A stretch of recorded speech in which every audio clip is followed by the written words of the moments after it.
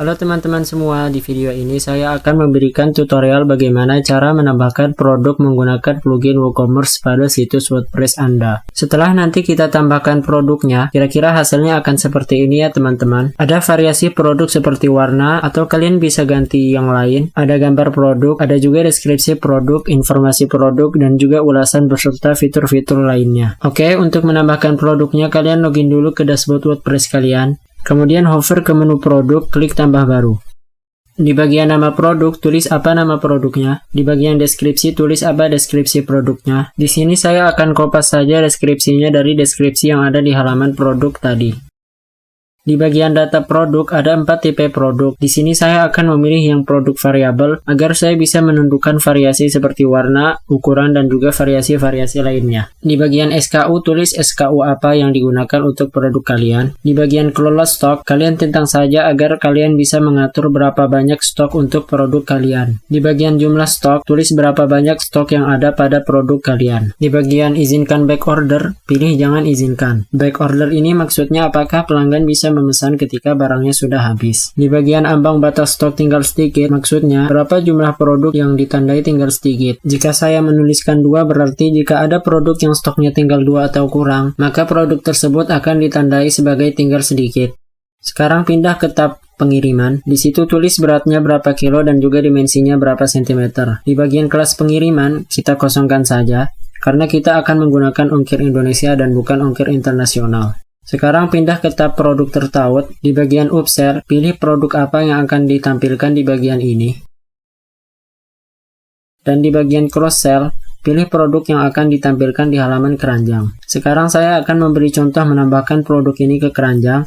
Kemudian saya pergi ke halaman keranjang. Dan disitulah produk yang kita pilih di bagian cross-sell akan ditampilkan. Oke, sekarang saya hapus lagi produk ini dari keranjang. Dan saya kembali lagi ke halaman produk tadi. Sekarang pindah ke tab atribut. Di sini kita bisa menambahkan variasi-variasi yang ada pada produk kita seperti contoh ini. Di bagian nama, kalian tulis apa nama variasinya. Di bagian nilai, isi apa saja isi-isi dari variasi tersebut. Jika kalian mempunyai banyak isi pada variasinya, kalian bisa memisahkannya dengan simbol vertical bar. Simbol tersebut biasanya terletak di atas tombol enter. Klik shift, kemudian klik simbol tersebut untuk memisahkan antar isi. Jika sudah, centang bagian digunakan untuk variasi, kemudian klik simpan atribut. Sekarang pindah ke tab variasi. Di sini kita bisa mengelola variasi yang telah kita buat di tab atribut tadi. Klik tambah variasi lalu klik lanjut, kemudian pilih segala warna atau sesuai nama variasi yang kalian buat tadi. Kemudian klik tombol yang ada di samping tulisan hapus. Di bagian harga normal, tulis harga untuk produk kalian. Dan untuk pengaturan lainnya biarkan saja kosong agar ia mengikuti pengaturan yang sudah kita buat sebelumnya. Kemudian klik simpan perubahan. Sekarang pindah ke tab pengaturan lanjutan. Di sini kita tidak perlu mengubah apa-apa. Kemudian scroll ke bawah di bagian deskripsi singkat produk, tulis apa deskripsi singkat untuk produknya. Di sini saya akan copy saja deskripsi singkatnya dari deskripsi singkat yang ada di halaman produk tadi. Sekarang scroll ke atas halaman. Kemudian di bagian kategori produk, kalian bisa memilih atau menambahkan kategori baru untuk produk kalian dan juga tag untuk produknya.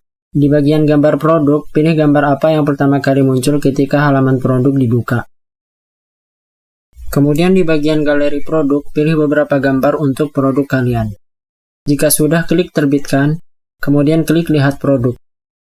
Di sini kalian bisa melihat bahwa produk sudah ditambahkan dengan benar pada website kita. Sekarang saya akan coba menambahkan tas biru sebanyak 2 buah ke keranjang website saya, kemudian pergi ke halaman keranjang. Dan di situ kalian bisa melihat produk yang sudah kalian pilih untuk ditampilkan di halaman keranjang di pengaturan cross-sales tadi. Sekarang saya akan menghapus produknya dari keranjang, kemudian kembali lagi ke halaman produk yang barusan dibuat tadi. Di sini kalian bisa melihat bahwa harga produknya tidak ada diskon seperti pada produk contoh yang ini. Dan sekarang kita akan mencoba menambahkan diskon pada harga produk yang barusan kita buat. Caranya, klik edit produk. Scroll hingga ke bagian variasi, klik lagi tanda panah yang ada di sebelah tombol hapus, kemudian di bagian harga obral, tulis berapa harga produk setelah diskon. Jika sudah, klik simpan perubahan, kemudian klik perbarui. Sekarang kembali lagi ke halaman produk dan kalian bisa melihat bahwa harga yang ditampilkan sekarang adalah harga diskon sesuai yang kita buat di pengaturan tadi. Oke, sampai di sini dulu tutorial kali ini. Jika kalian memiliki pertanyaan atau mengalami error, silahkan tulis di kolom komentar video ini. Dan jangan lupa untuk like video ini jika menurut menurut kalian bermanfaat, dan subscribe untuk mendapatkan tutorial-tutorial website lainnya. Terima kasih banyak karena telah menonton tutorial kali ini.